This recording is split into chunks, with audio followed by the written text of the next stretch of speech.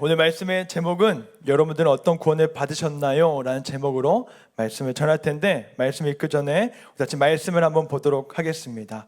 오늘 말씀은 에베소서 2장 8절에서 9절까지의 말씀입니다. 에베소서 2장 8절에서 9절까지의 말씀, 우리 다 같이 한 목소리로 읽도록 하겠습니다. 너희는 그 은혜에 의하여 믿음으로 말미암아 구원을 받았으니 이것은 너희에게서 난 것이 아니요 하나님의 선물이라. 행위에서 난 것이 아니니 이는 누구든지 자랑하지 못하게 함이라. 아멘. 여러분들 어떤 구원을 받으셨나요? 라는 제목으로 말씀을 전하도록 하겠습니다.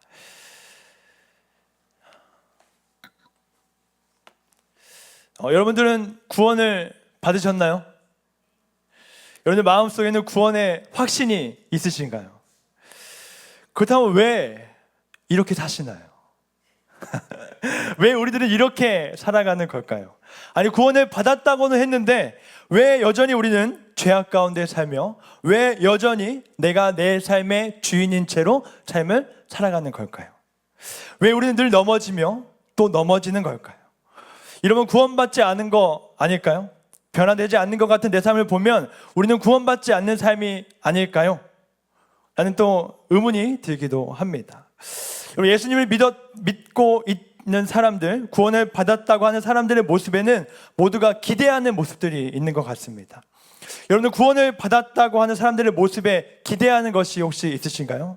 뭔가 구원을 받고 믿음이 있다고 하면 그 나름의 기대감들이 있습니다. 구원을 받았으니까 뭔가 좀 더 선할 거야. 저분은 믿음이 좋으시니까 뭔가 더 착하고 희생하고 더 배려를 할 거예요. 그래, 저분은 신실하신 분이시니까 이해심이 깊고 배려심이 깊을 거야 하면서 나름의 기대감을 품게 된다는 거죠.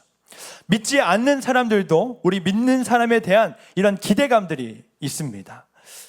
제가 군대에 있었을 때 잠시 좀 방황을 했었던 적이 있었는데요. 원래 저는 나름 신실하고 신조가 있는 신앙인이었습니다. 절대 술을 입에 대지도 않았고 친구들이 가는 술집, 클럽 일절 안 갔어요. 그런데 제가 직업군의 삶을 살았다고 얘기했잖아요. 이때 군대에서 여러 풍파와 어려움, 여러 환경 속에서 너무 힘든 나머지 잠시 방황을 했었던 적이 있었습니다. 그래서 한동안 같이 일을 하고 있던 간부들과 함께 처음으로 술도 마시기도 하고 소맥을 그렇게 맛있게 먹었던 기억이 있어요. 또 춤을 왜 이렇게 좋아하세요? 아니, 또 춤을 엄청 좋아하는 동료 간부들이 있어서 클럽에 가서 아주 재밌게 춤을 췄습니다. 그렇다고 나쁜 짓을 한 거 아니에요? 오해하지 마세요. 어쨌든 나이트클럽 클럽 온동 돌아다니면서 춤을 췄던 기억이 있습니다. 한동안 진짜 그 금요일만 기다려주시더라고요. 불금 아시죠?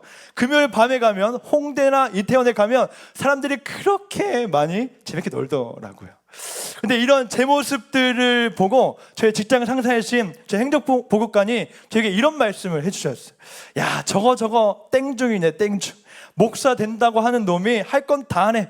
저거 나중에 목사 되면 내가 꼭 지켜볼 거야. 저 완전 날라리네 했던 기억이 있어요. 그때 이후로 제 별명이 땡중이었는데, 땡중 아시나요? 땡중은 스님이긴 한데 스님으로서 하면 안 되는 것을 막 다 하는 날라리 스님 아시죠? 그게 제 별명이었어요. 왜 그랬냐면 제가 그때 당시 이제 지옥군이 하는 삶을 살고 있을 때 전역을 한다고 얘기해놓고 저는 나중에 목사가 된다는 꿈을 막 얘기했었던 적이 있었어요. 그러니까 이 꿈을 알고 부목사님이 저 행실을 보니까 이 자식이 술을 마시고 맨날 클럽 밤마다 놀러 다니니까 어이가 없는 거죠. 아마 그 보호관님의 기준에는 나름의 믿는 사람들이라고 하면, 어찌 보면 믿음이 좋은 사람들이라고 하면 술을 마시면 안 된다, 클럽에 가면 안 된다라는 나름의 기준과 기대감이 있었던 것 같습니다. 이 밖에도 믿지 않는 사람들에게는 믿는 사람에 대한 기대감들이 있습니다. 아까 이야기했던 것과 비슷하게 교회 다니는 사람들은 뭔가 좀 선할 거예요. 교회 다니는 사람들은 잘 희생하고 남을 좀 잘 챙겨줄 거예요. 교회 다니는 사람들은 나보다는 죄를 좀 안 짓고 깨끗한 삶을 살 거야 등 나름의 기대감들이 있다라는 거죠. 그런데 그 기대감이 무너지는 순간, 혹은 믿지 않는 자신보다도 더 악한 삶을 사는 것을 보는 순간 우리들이 욕하고 비난하게 되는데요. 혹시 여러분들은 어떠신가요? 여러분들은 믿음이 좋은 사람 혹은 구원받았다고 하는 사람들에 대한 기대감들이 있으시다는, 아니면 나조차 먼저 그런 삶들을 살아가고 계신가요? 어찌 보면 우리는 그렇지 않은 삶을 살아가고 있는 것 같습니다.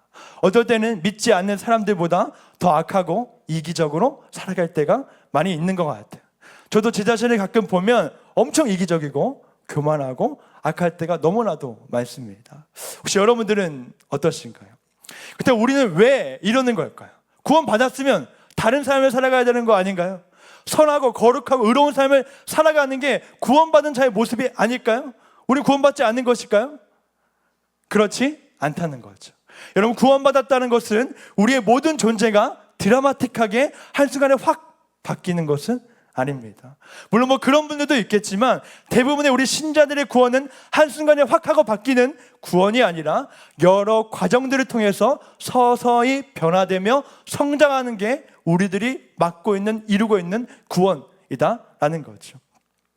여기서 한 가지 짚고 넘어가야 할 부분이 있는데요. 무엇이냐면 우리들은 구원을 받았다는 것이고 더 나아가서 그 구원은 지금도 이루어지고 있다는 거예요.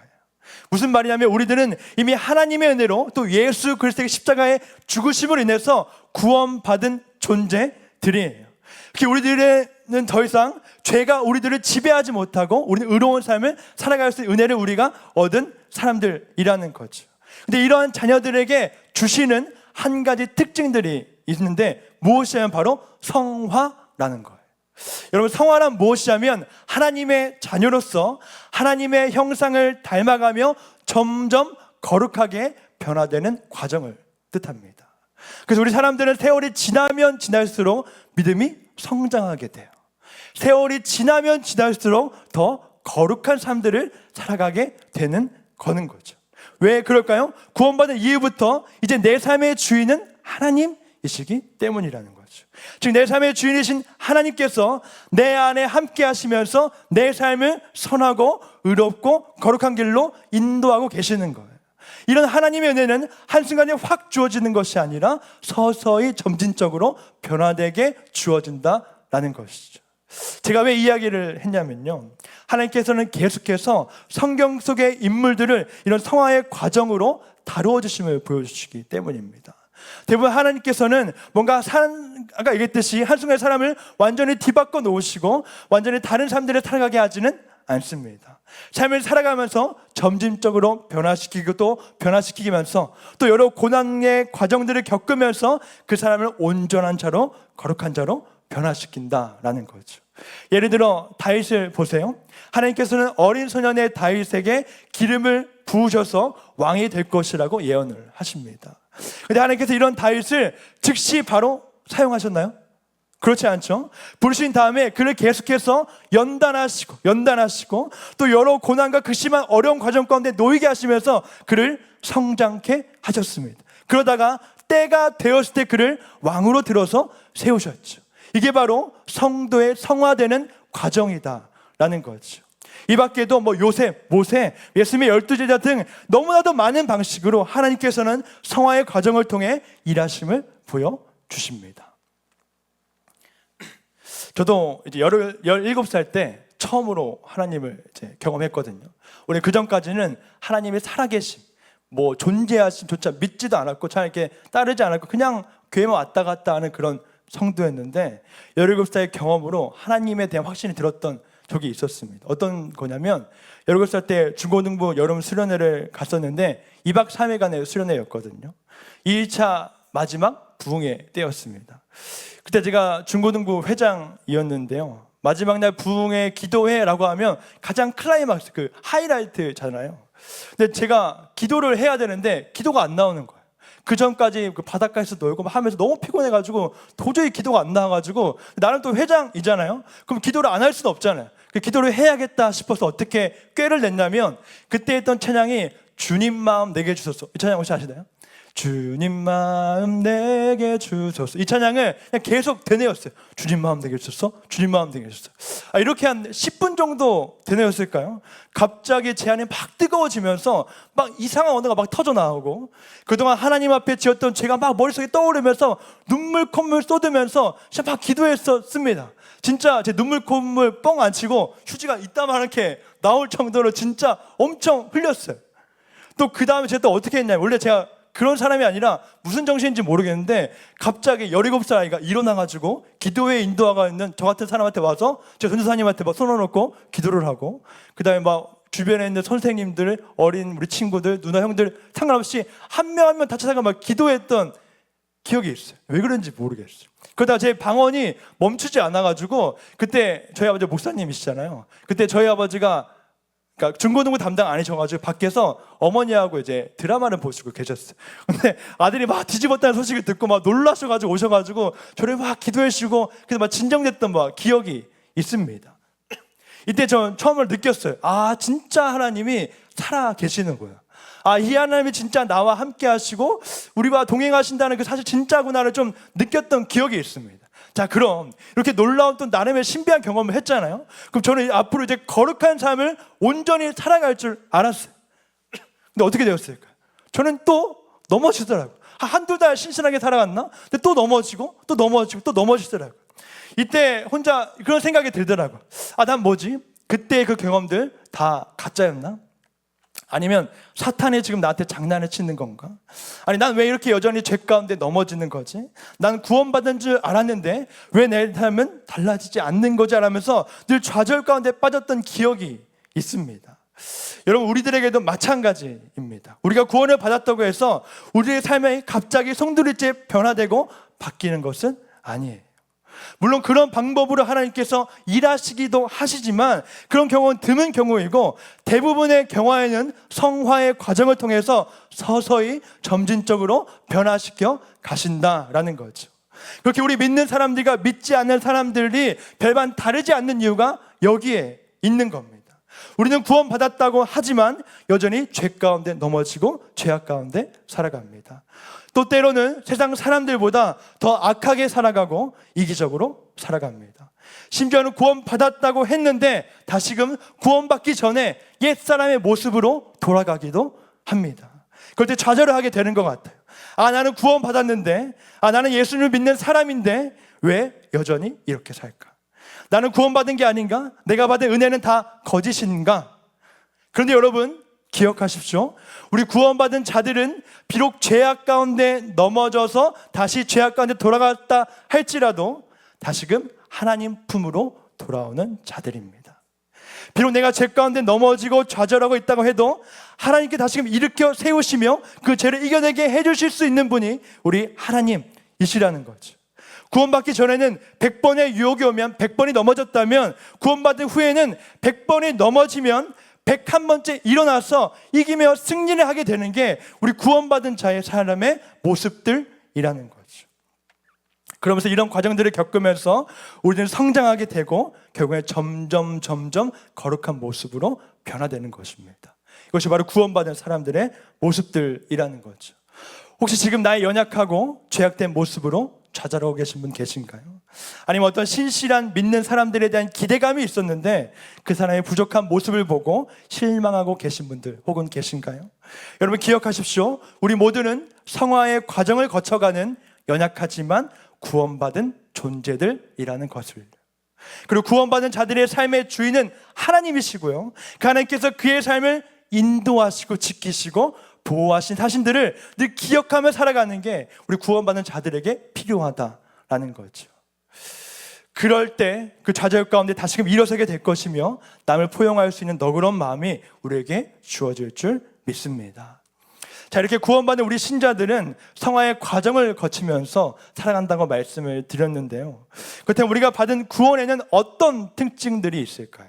즉, 우리들은 구원을 받았다고 하는데 우리가 받은 구원은 어떤 구원일까요? 두 가지를 놓고 함께 짧게 좀 살펴보려고 하는데, 먼저 첫 번째로 우리가 받은 구원은 어떤 구원이냐면 값없이 주시는 선물의 구원입니다.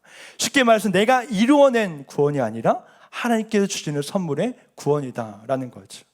오늘 말씀 에베소 2장 8절 한번 보시면요, 이렇게 나와 있습니다. 너희는 그 은혜에 의하여 믿음으로 말미암아 구원을 받았으니 이것은 너희에게서 난 것이 아니요 하나님의 선물이라. 이 말씀 속에서 말씀하시길 구원이란 하나님의 선물이라고 말씀하십니다. 자, 여기서의 선물은 어떤 선물이냐면 값없이 주시는 은혜의 선물이라는 거죠. 그래서 값없이 주시는 선물이란 어떤 뜻이냐면요, 우리는 누군가에게 선물을 줄 때는 뭔가 대가를 바라고 선물을 줄 때가 많이 있습니다. 예를 들어 친구들에게 생일 선물을 줄 때 겉으로는 표현 안 하지만 속으로는 이런 마음이 있을 수 있죠. 자, 내가 이만큼의 선물을 줬으니까 너는 이것보다 좀 더 큰 선물, 그것보다 그만한 선물을 줘. 근데 그만한 선물 안 주면 속으로 속상해하고 힘들어하는 마음이 있는 것, 이것이 바로 대가를 지불하고 한 선물이는 겁니다. 근데 값없이 주는 선물은 이것과 좀 전혀 다른 거예요. 값없이 주는 선물이란 상대에게 어떤 대가를 바라고 주는 선물이 아닙니다. 예를 들어 엄마가 한 4살 정도 되는 아이에게 생일이라고 예쁜 신발을 선물해 주었어요. 이때 이 어머니는 아이에게 뭔가를 바라고 준 선물일까요? 선물을 주면서 속으로 혼자 생각하기를, 자, 얘야, 내가 너에게 예쁜 신발을 주었으니 너는 내 생일 때 더 좋은 선물을 선물해라 하는 마음으로 주었을까요? 그렇지 않다는 거죠. 혹은 내가 이렇게 선물을 해줬으니까 이제 그만 좀 울고 좀 잠도 좀 잘 자고 엄마 말 좀 잘 들으렴 하는 마음으로 선물을 주었을까요? 물론 그럴 수도 있겠지만 대부분 어떤 것을 바라지 않고 대가를 바라지 않고 주는 부모의 마음에 주는 선물이 그런 선물이다라는 거죠. 이것이 바로 값없이 주는 선물입니다. 이런 선물을, 구원의 선물을 하나님께서 우리에게 주셨다라는 거죠. 이때 우리가 생각해야 될 부분은 이런 구원이 내가 어떤 대단한 사람이기 때문에, 내가 어떤 것을 하나님께 드렸기 때문에 주어진 점이 아니라는 겁니다. 다시 에베소서의 말씀을 한번 살펴보면요, 이렇게 나와 있습니다. 너희는 그 은혜에 의하여 믿음으로 말미암아 구원을 받았으니 이것은 너희에게서 난 것이 아니요 하나님의 선물이라. 그 다음에 행위에서 난 것이 아니니 이는 누구든지 자랑하지 못하게 함이라. 이 말씀 속에 나와 있듯이 우리들이 받은 구원은 우리들의 행위에서 난 것이 아니라고 합니다. 그렇게 내가 구원받았다고 해서 자랑하지 못한다라는 거죠. 여러분, 우리들의 구원을 예수 그리스도의 믿음으로 얻은 구원들입니다. 방금 읽은 말씀에 나와 있듯이 믿음으로 말미암아 구원을 받은 자들이 우리들이라는 거죠. 근데 이때 우리들이 착각을 할 때가 있는 것 같아요. 내가 믿었기 때문에 구원을 받았다고 착각을 하는 거예요. 무슨 말이냐면 지금 내가 하나님을 선택했고 내가 하나님께로 나와왔고 내가 그 하나님을 믿었기 때문에 내가 구원을 받았다고 착각한다는 거죠. 심지어는 어떤 사람들은 내가 어떤 행위를 하나님께 드렸기 때문에 구원을 받았다고 하는 사람들도 종종 있습니다. 내가 기도를 열심히 했기 때문에, 내가 예배를 열심히 드렸기 때문에, 내가 선행을 많이 했기 때문에 구원을 받았다고 착각을 한다라는 거죠. 이 모든 것들은 구원의 조건이 아니라 구원의 반응이지 절대 조건이 되지 못한다라는 겁니다. 그렇게 우리가 기억해야 될 것은 우리는 은혜로 구원을 얻은 자들이다라는 거죠. 다시 아까 말씀을 보면 이렇게 나와 있어요. 그 은혜에 의하여 믿음으로. 지금 우리가 믿는 믿음의 선행 조건이 무엇이냐면 그 은혜에 의하여예요. 그 은혜에 의하여 우리는 믿음으로 구원을 얻은 은혜의 존재들이라는 거죠. 여러분, 생각해보면 우리가 하나님을 믿게 된 계기를 보면 여러분들이 선택해서 믿게 된 것일까요? 깊이 생각해보면 다 하나님께서 먼저 우리를 찾아와 주셨습니다. 은혜를 주셨을 때도 먼저 찾아와 주셨고 어떠한 것을 공급하실 때도 먼저 우리를 찾아와 주셔서 공급해 주시고 은혜 주신 분이 우리 하나님이시다라는 거죠. 모든 것이 하나님 먼저였습니다. 예를 들어 모세를 보세요. 하나님께서는 애굽에서 고통을 받고 있는 이스라엘 백성들을 구원하기 위해서 모세를 부르세요. 근데 이때 모세가 먼저 하나님 앞에 나와서 하나님, 제가 이 이스라엘 백성들을 구원해 내겠습니다. 저를 사용하여 주십시오 라고 하지 않았다는 거예요. 오히려 이 모세는 좌절과 절망 가운데 실패자의 삶을 살아가고 있었습니다. 근데 이런 모세를 하나님께서 부르셨어요. 굳이 하기 싫다는데 억지로 부르셔서 그 자리에 앉히시고 그를 높이 들어 사용하신 분이 우리 하나님이시다라는 거죠. 여러분, 이 동일한 은혜가 우리 가운데도 임했다라는 거예요. 우리들의 구원도 이해가 같다라는 거죠. 하나님께서 먼저 우리들에게 찾아와 주신 겁니다. 우리들이 믿을 수 있게끔 먼저 우리에게 은혜를 주신 겁니다. 그래서 우리는 그 은혜로 말미암아 믿었고 그 믿음으로 말미암아 구원을 얻은 존재가 우리들이라는 거죠. 모든 것이 하나님의 은혜이다라는 것입니다. 그 첫 번째, 우리가 받은 값없이 주시는 선물의 구원의 은혜입니다. 그 다음 두 번째로 우리가 받은 구원은 어떤 구원이냐면요, 절대 취소되거나 포기되지 않는 구원이에요. 로마서 6장 4절에서 5절 말씀에 보면 이렇게 나와 있습니다. 우리 다 같이 한번 읽어볼까요? 시작. 그러면 우리가 그의 죽으심과 합하여 세례를 받음으로 그와 함께 장사되었나니 이는 아버지의 영광으로 말미암아 그리스도를 죽은 자 가운데서 살리신과 같이 우리로 또한 새 생명 가운데서 행하게 하려 함이라.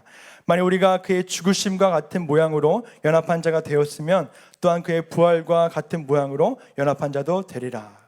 이 말씀을 한번 살펴보면요, 세례를 받은 우리 믿는 사람들은요, 예수 그리스도의 죽으심과 함께 죽은 사람들이에요. 무슨 뜻이냐면, 죄악된 우리들은 예수 그리스도의 십자가의 죽으심과 함께 우리 죄악된 모든 것들은 죽었다는 거죠. 그 다음에 예수님이 부활하심으로 말미암아 우리는 새 생명을 얻은, 구원 얻은 존재로 새롭게 태어난 존재들이라는 것이죠. 그래서 우리들에게 얻게 되는 은혜가 무엇이냐면, 예수님과 연합된 삶, 예수님과 한 몸을 이루는 삶을, 은혜가 우리에게 주어졌다라는 겁니다. 쉽게 말하면 우리들은 예수님으로 인해서 예수님과 한 몸이 되는 사람들이 되었다라는 거죠. 그래서 그 임마누엘의 하나님, 우리와 함께 하신 하나님의 은혜가 우리에게 주어진 거예요. 또 우리 안에 성령께서 거하시고 성령께서 말씀하시는 세미한 음성을 들으며 살아갈 수 있게 된 것이, 그 모든 것이 예수님으로 인해서라는 거죠. 또 에베소서 4장 30절에 보면 이렇게 나와 있습니다. 하나님의 성령을 근심하게 하지 말라. 그 안에서 너희가 구원의 날까지 인치심을 받았느니라.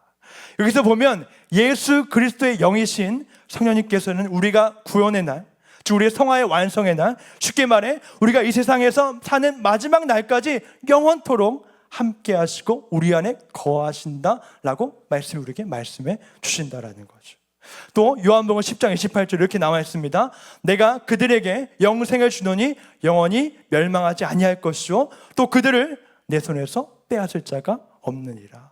또 유명한 말씀이죠. 로마서 8장 38, 39절에 이렇게 나와 있습니다. 내가 확신하노니 사망이나 생명이나 천사들이나 권세자들이나 현재이나 장래이나 능력이나 높음이나 깊음이나 다른 어떤 피조물이라도 우리를 우리 주 그리스도 예수 안에 있는 하나님의 사랑에서 끊을 수 없으리라.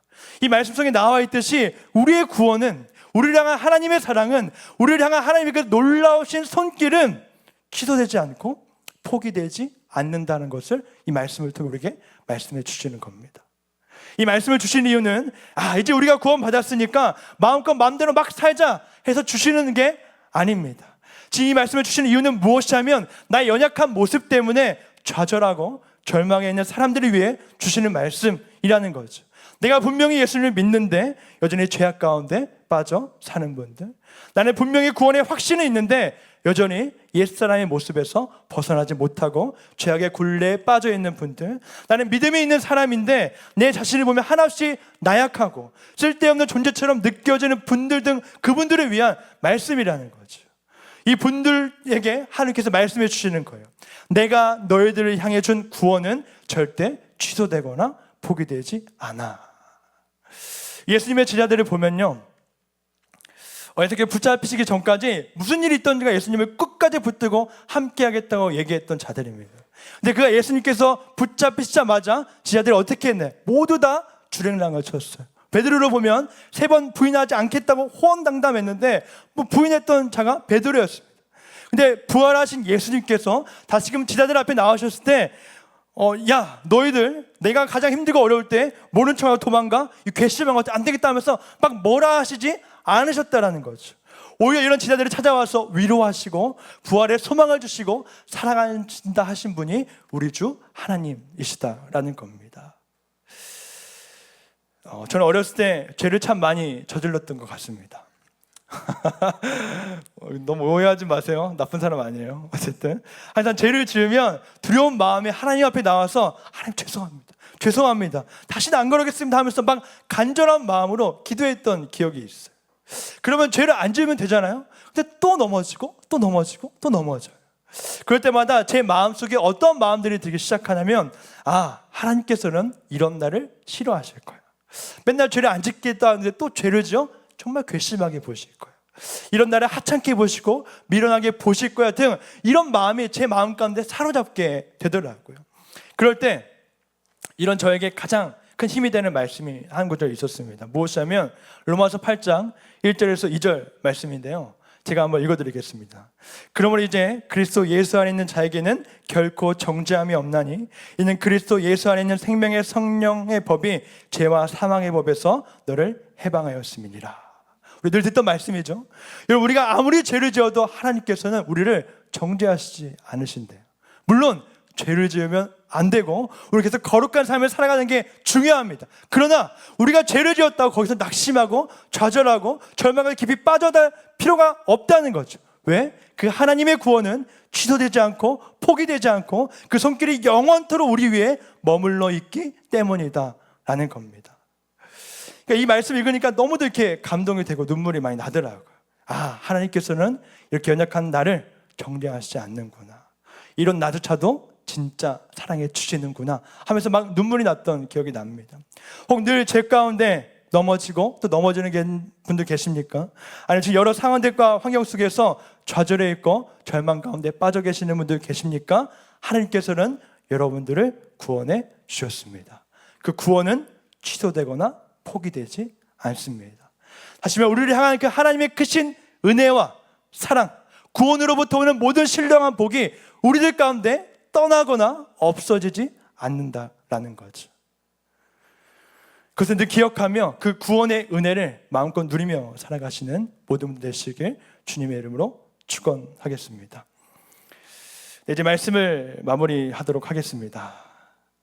우리가 얻은 구원의 특징에 대해서 한번 살펴보았는데요, 첫 번째는 값없이 주시는 선물의 구원이었고요, 두 번째는 절대로 취소되거나 포기되지 않는 구원이었습니다. 여러분, 이러한 구원이 우리들에게 이미 주어졌습니다. 자, 그렇다면 이제 구원을 받은 우리가 어떻게 살아가야 할까요? 구원받은 우리들의 모습은 어떤 모습이 되어야 할까요? 우리 마지막 말씀인데 에베소 1장 3절에 이렇게 나와 있습니다. 우리 한번 다 같이 읽어보도록 하겠습니다. 시작. 찬송하리로다 하나님 곧 우리 주 예수 그리스도의 아버지께서 그리스도 안에서 하늘에 속한 모든 신령한 복을 우리에게 주시되. 이 말씀 속에서 말씀해 주시는 것은 하나님께서는 이미 우리들에게 하늘에 속한 모든 신령한 복을 주셨다라고 나와 있습니다. 다시 말해 구원받은 우리는 이미 하나님께 주시는 모든 신령한 복을 받은 자들이라는 거죠. 여러분, 말씀이 나오길 하늘에 속한 모든 신령한 복이라고 합니다. 이것은 땅에 속한 것처럼 뭔 제한되고 한정적이고 뭐 그런 것들이 아니에요. 하늘에 속한 것이라는 것은 제한이 없는 무한정의 것이고 절대 우리를 부족하지 않게 만들어주는 것들입니다.